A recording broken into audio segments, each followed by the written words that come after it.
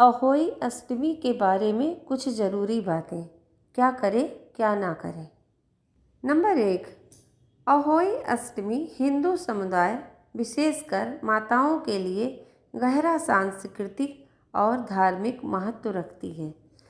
अहोई अष्टमी का व्रत माताएं अपने बच्चों की भलाई और लंबी उम्र के लिए देवी अहोई माता का आशीर्वाद और सुरक्षा पाने के लिए करती हैं।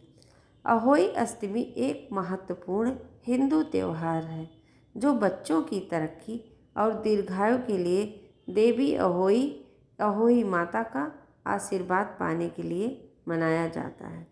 इसे माताएं बड़ी श्रद्धा और प्रेम से मनाती हैं। अहोई अष्टमी हिंदू कैलेंडर के अनुसार कार्तिक महीने के कृष्ण पक्ष की अष्टमी तिथि को आती है। यह दिन अत्यधिक महत्वपूर्ण होता है क्योंकि माताएं देवी का आशीर्वाद प्राप्त करने के लिए विशेष अनुष्ठान, उपवास और प्रार्थना करती हैं। तो दोस्तों, आइए जानें इस साल कार्तिक माह के अहोई अष्टमी व्रत की तिथि, मुहूर्त और महत्व क्या है। तिथि और समय। अहोई अष्टमी दिन रविवार 5 नवंबर 2023 को मनाई जाएगी। अष्टमी तिथि 5 नवंबर दोपहर 1 बजे से शुरू होकर 6 नवंबर सुबह 3:18 तक रहेगी। शुभ मुहूर्त। अहोई अष्टमी पूजा मुहूर्त 5 नवंबर शाम 5:42 से शुरू होकर 5 नवंबर शाम 7 बजे तक है। तारों को देखने का समय शाम 5:58 5 नवंबर 2023 को है। नंबर 2, अहोई अष्टमी का महत्व। अहोई अष्टमी हिंदू समुदाय विशेषकर माताओं के लिए बहुत महत्व रखता है। माताएं यह व्रत अपने बच्चों की भलाई और लंबी उम्र के लिए देवी अहोई माता का आशीर्वाद प्राप्त करने के लिए करती हैं। ऐसा माना जाता है कि देवी बच्चों के स्वास्थ्य, खुशी और समृद्धि की रक्षा करती हैं, उनकी बुद्धि में वृद्धि और विकास सुनिश्चित करती हैं। अहोई अष्टमी का त्यौहार एक माँ और उसके बच्चे के बीच गहरे रिश्ते के बारे में है। माताएं अपने बच्चों के कल्याण के लिए अपने गहरे प्यार, भक्ति और प्रतिबद्धता को व्यक्त करने के लिए कठोर व्रत रखती हैं और अनुष्ठान करती हैं और व्रत कथा सुनती हैं। अहोई अष्टमी परिवारों और समुदायों को एक साथ लाती है क्योंकि पूरा परिवार इस उत्सव में शामिल होते हैं। माताएं अपने अनुभव साझा करती हैं, आशीर्वाद आदान प्रदान करती हैं, एक दूसरे को समर्थन करती हैं। यह त्यौहार समुदायों के सदस्यों के बीच एकता, सौहार्द और आपसी सम्मान की भावना को बढ़ावा देता है। जैसे और भी व्रत हैं जो पति और बच्चों की सलामती के लिए होते हैं, उसी तरह अहोई अष्टमी व्रत संतान के जीवन, दीर्घायु और उज्जवल भविष्य के लिए रखा जाता है। नंबर 3, अहोई अष्टमी के दिन व्रत करने वाली महिलाएं क्या करें और क्या नहीं करें। महिलाएं इस दिन अपनी संतान के लिए देवी अहोई माता से मन्नत मांगती हैं और निर्जला व्रत रखती हैं। शाम को तारों को देखने के बाद व्रत खोलती हैं। व्रत करने वाली महिलाओं को इस दिन धारदार वस्तुओं का इस्तेमाल करने से बचना चाहिए, जैसे सुई, चाकू, कील जैसी नुकीली वस्तु का इस्तेमाल नहीं करना चाहिए। हिंदू धर्म में व्रती महिलाओं को अहोई अष्टमी के दिन के समय सोना नहीं चाहिए। पूरे दिन अहोई माता का ध्यान करें। ऐसा करने से व्रत का पूरा फल मिलता है। शाम को तारों को अर्घ्य देते समय महिलाओं को धातु का विशेष ध्यान रखना चाहिए। इस दिन स्टील से बने लोटे का इस्तेमाल करें। इस दिन तांबे का इस्तेमाल वर्जित है। व्रत करने वाली महिलाएं पूरे दिन अच्छे विचारों को मन में लाएं। किसी के साथ बुरा व्यवहार ना करें, ना ही मन में बुरा विचार लाएं। वाणी पर बिल्कुल नियंत्रण रखें। नंबर 4, इस दिन महिलाएं मिट्टी से जुड़ा कोई काम ना करें। अहोई अष्टमी के व्रत के दिन महिलाओं को मिट्टी से जुड़ा कोई काम नहीं करना चाहिए। इसके अलावा भूल कर भी खुरपी, कुदाल इस टाइप की चीज़ों का इस्तेमाल ना करें। अहोई अष्टमी के दिन ऐसा करना अशुभ होता है। नंबर 5, इस दिन कपड़ों के रंग का विशेष ख्याल रखें। वैसे तो हिंदू धर्म में हर पूजा में सबसे पहले गणेश भगवान की पूजा होती है, लेकिन अहोई अष्टमी की पूजा शुरू करने से पहले गणेश जी की पूजा करना विशेष महत्व है। अहोई अष्टमी पर अर्घ्य के लिए कांसे का लोटे का इस्तेमाल ना करें। इसके अलावा महिलाएं नीले या काले रंग का वस्त्र ना पहनें। नंबर 6, नई अहोई अष्टमी की पूजा में पूजा की सारी सामग्री नई होनी चाहिए।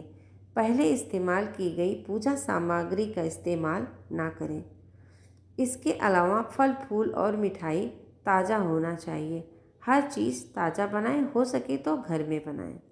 नंबर 7, खाना बनाने में नहीं इस्तेमाल करें ये सब चीज़ें। अहोई अष्टमी व्रत के दिन खाना बनाने में प्याज, लहसुन और तेल का इस्तेमाल नहीं करें। किसी भी प्रसाद में लहसुन प्याज नहीं डाला जाता है। कहा जाता है कि लहसुन की उत्पत्ति राक्षस से हुई थी, इसलिए पूजा पाठ के किसी काम के लिए लहसुन और प्याज का इस्तेमाल नहीं होता है। इस दिन घर के बड़े बुजुर्गों का आदर करें। दोस्तों, इस दिन ही नहीं, हमेशा बड़े बुजुर्गों का आदर करें। नंबर 8, करवा का इस्तेमाल करें। अहोई अष्टमी के व्रत में जिस करवे में जल भरकर रखा जाता है वही करवा होना चाहिए जिसका उपयोग आपने करवा चौथ पर किया है। नंबर 9, तामसिक भोजन ना करें। अहोई अष्टमी के दिन में खान पान का विशेष ध्यान रखें। व्रत करने वाली महिलाएं निर्जला उपवास करें और घर के अन्य सदस्यों के लिए प्याज लहसुन वाला खाना ना बनाएं। हो सके तो इस दिन सात्विक भोजन ही करवाएं। नंबर 10, मांस आदि का सेवन ना करें। अहोई देवी का व्रत करने के एक दिन पूर्व तामसिक भोजन, मांस, मदिरा, प्याज लहसुन का सेवन बंद कर दें।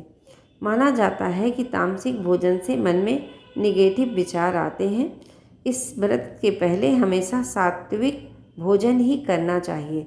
वेद शास्त्रों में इस बातों का उल्लेख किया गया है कि सात्विक भोजन से मन, वचन और कर्म में शुद्धता आती है। इसीलिए कहा जाता है कि जैसा अन्न वैसा मन, कि जैसा आप भोजन करेंगे उसी तरीके से आपके विचार होंगे। क्योंकि अगर आप तामसिक भोजन करेंगे तो कुछ गड़बड़ी होगी पेट में और आपका दिमाग पूजा पाठ में नहीं लगेगा। नंबर 11, बच्चों का ख्याल रखें। यह व्रत महिलाएं अपने बच्चों के लिए रखती हैं, इसलिए इस दिन बच्चों को डांटना मारना बिल्कुल भी ना करें। नंबर 12, ऐसा माना जाता है इस दिन राधा कुंड में जो कोई भी निसंतान दंपति अहोई अष्टमी के दिन स्नान करता है उसे संतान की प्राप्ति होती है। राधा कुंड में स्नान आधी रात के समय यानी निष्ठा के समय किए जाने की मान्यता है। अहोई अष्टमी के दिन आधी रात के दौरान राधा कुंड में स्नान शुरू होता है और यह पूरी रात भर जारी रहता है। स्नान के बाद राधा कुंड पर सफ़ेद कच्चा कद्दू यानी कि पेठा चढ़ाते हैं। कहीं कहीं इसे चाल कुमड़ा भी बोलते हैं। देवी को चढ़ाए जाने वाले इस प्रसाद को यहाँ कुसमांडा कहा जाता है। कुसमांडा का भोग लगाने के लिए उसे लाल रंग के कपड़े में लपेटने की परंपरा है। इसके बाद जल्द ही संतान प्राप्ति के लिए देवी राधा रानी का आशीर्वाद लेने के लिए दंपति पानी के टैंक में खड़े होने के बाद पूजा करते हैं और कुसमांडा सफ़ेद कद्दू देवी को चढ़ाते हैं। नंबर 12, राधा कुंड का महत्व। कान्हा की नगरी मथुरा में स्थित इस राधा कुंड का यूँ तो काफ़ी महत्व माना गया है, लेकिन अहोई अष्टमी के दिन इस कुंड का महत्व कई गुना बढ़ जाता है। मान्यता है कि अहोई अष्टमी के दिन मध्य रात्रि में अगर कोई भी निसंतान दंपति इस कुंड में पूरी श्रद्धा के साथ स्नान करता है उसे पुत्र रत्न की प्राप्ति अवश्य होती है। नंबर 13, कैसे बना राधा कुंड। बताया जाता है कि कृष्ण के द्वारा भीमकाय दानव का वध करने के बाद राधा ने उन्हें कई पवित्र नदियों में स्नान कर अपने पाप धोने के लिए कहा। तब कृष्ण ने उसी जगह जोर से अपना पैर पटका जहाँ वह खड़े थे। इससे राधा जी द्वारा बताई गई सारी नदियाँ वहाँ उत्पन्न हो गईं और वहाँ पर एक कुंड बन गया। भगवान ने इस कुंड में स्नान किया। इस कुंड को श्याम कुंड के नाम से जाना गया। लेकिन कृष्ण के इस शक्ति प्रदर्शन से राधा बेहद क्रोधित हो गई, जिसके बाद उन्होंने अपनी सहेलियों गोपियों के साथ मिलकर अपनी चूड़ी कंगन की मदद से एक गड्ढा खोदा और उसमें मानसी गंगा का पानी भर दिया। इस तरह गोवर्धन के पास एक विशाल झील बन गई, जिसे राधा कुंड या कंगन कुंड के नाम से जाना जाता है। राधा जी ने इस दिन इस कुंड को बनाया था। वह अहोई अष्टमी का दिन था। ऐसे में इस दिन के बारे में यह वरदान दिया गया है कि इस दिन जो कोई व्यक्ति अपनी पत्नी के साथ राधा कुंड में स्नान करेगा उसे संतान की प्राप्ति अवश्य होगी। अहोई अष्टमी व्रत कथा। एक साहूकार के 7 बेटे और 7 बहुएं थी। साहूकार की एक बेटी भी थी। एक बार उसकी बेटी अपनी 7 भाभियों के साथ मिट्टी लाने जंगल गई। मिट्टी का खुरपा चलाते वक्त बेटी से एक शाही का बच्चा मर गया। जब शाही ने ये देखा तो गुस्से से कहा, मैं तुम्हारी कोख बांधूंगी। साहूकार की बेटी ने सब भाभियों से विनती की कि वह मेरी जगह अपनी कोख बंधवा लें। तब छोटी भाभी तैयार हो गई और उसने कोख बंधवा ली। छोटी भाभी का जो भी बच्चा पैदा होता वो 7वें दिन मर जाता। ब्राह्मण से उपाय पूछा गया तो उसने कहा कि सुरही गाय की सेवा करो।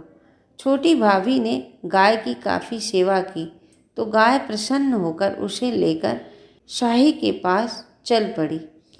वहाँ शाहू ने छोटी बहू की सेवा से प्रसन्न होकर उसे 7 पुत्र और 7 बहू होने का आशीर्वाद दिया। शाहू के आशीर्वाद से छोटी बहू का घर पुत्र और पुत्र वधुओं से हरा भरा हो जाता है। दोस्तों, अहोई अष्टमी पर बासी फूल, मुरझाए हुए फूल, बची हुई मिठाइयाँ और दूसरे दिन के सामग्री न चढ़ाएं। उस दिन सब कुछ ताज़ा नया ले आएं। दोस्तों, उम्मीद करती हूँ कि वीडियो आपको पसंद आई होगी और जानकारी भी अच्छी लगी होगी। तो दोस्तों, मिलते हैं अगले वीडियो में और कुछ अगर गलती हुई हो तो माफ़ करिएगा। Thank you so much. धन्यवाद दोस्तों। वीडियो को लाइक, शेयर, कमेंट ज़रूर करें। चैनल पर पहली बार आए चैनल को सब्सक्राइब भी ज़रूर करें। Thank you so much. धन्यवाद। जय माता दी।